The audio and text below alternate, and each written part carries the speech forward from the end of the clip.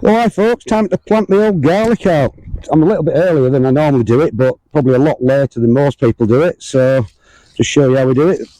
What I tend to do is keep my best bulbs from last year, the biggest ones, doesn't matter how ugly they are. So I've done that this year. I've used this garlic, my own strain, for about the last 15 years now, so I've not bought any garlic for absolutely years. So I'm going to plant about 60 bulbs of that, and I'm also going to give this whopper a go. I've got this somebody brought me this from France, and it's, as you can see, it's an enormous one. It's not elephant garlic, it's proper garlic, so it'll be quite interesting to see how that gets on. Try a different variety, see if it grows well, and if it does, and it gets that big, it'd be fantastic. So anyway, the first thing you need to do is, as most people will know, is just separate your garlic bulbs into cloves, because you're just going to plant a single clove, and each single clove will eventually turn into a bulb. Oh, flies about. There's a lot of talk about where should you plant, where should you take the bulbs from. Some people say just use the outside ones, but it doesn't seem to make any difference to me. So yeah, so what I'll do, I'll just get all these separated into individual cloves.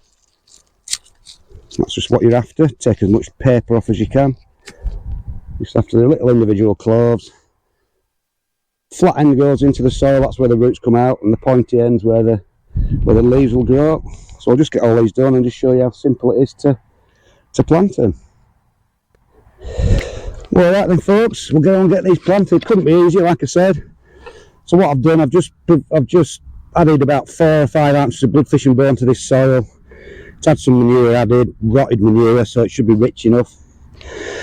And what I'm going to do, I'm going to plant these 6 inches apart in the row and a foot apart between the rows, so it couldn't be easier. So there's all my little cloves separated, and it just couldn't be easier really. So you just plant the clove with the blunt end downwards and the pointy end upwards, and my rule of thumb is to plant it so that basically when I push it in, I hold it at the tip and that knuckle is just level with the ground. So basically you planted it about, so the top is about the same length of, the same size of the bulb below the surface, so probably the tip's probably about an inch and a half below the surface. I'm trying a new microphone today. I've got one of these wireless ones, so you might be able to hear me when I get more than 2 foot away. So again, I'm just going to push it in. No need to dib any holes. Every 6 inches. Got my tape measure there just to get it somewhere near. And the reason we plant these early, having said that, this isn't particularly early for most people, is that garlic needs about 6 weeks of a relative cold. Otherwise they just don't form a bulb. It's called vernalisation, I think, something like that. Because otherwise, if you just plant these in the middle of summer, they won't get the cold and the bulb will not form. You'll just grow like one fat clove, if you will. It won't actually separate into bulbs. So that's why they always need a bit of coldness. It's a bit of a misapprehension that garlic, people think, oh, you can't grow garlic, it's an exotic veg, grows in hot countries. Well, that couldn't be further from the truth really. Some of the best garlic's grown on the Isle of Wight. That's where this will have originated from. This variety is called Solent White, and it's certainly not tropical down there. So like I said, couldn't be easier. Just plonking them in like this every 6 inches, and just keep going until you've got them all in 6 inches apart and a foot apart in the row. So we'll get on and do this, and then we'll have a go at planting some of those giant purple ones and see what they look like.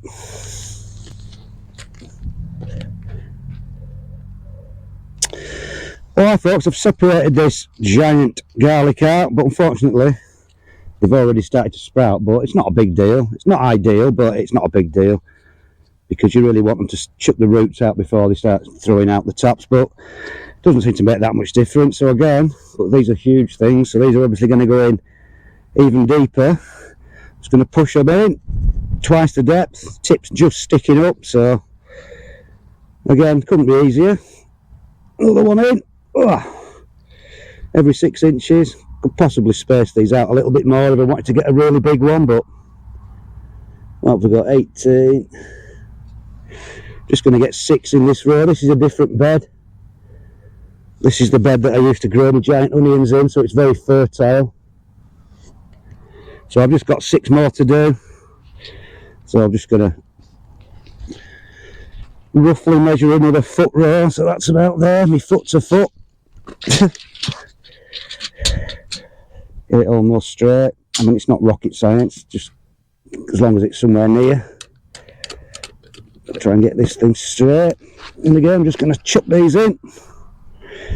36,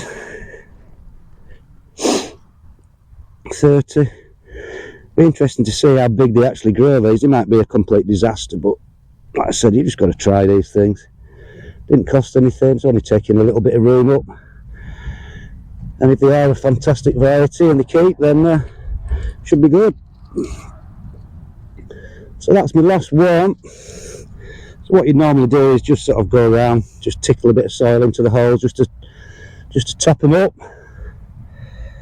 But to be honest, it doesn't really matter because the rain will wash it in, and it's not going to stop raining for a while. So the rain should do that job.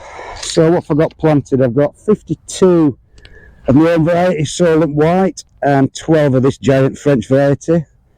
So 54. 64 garlic in total this year.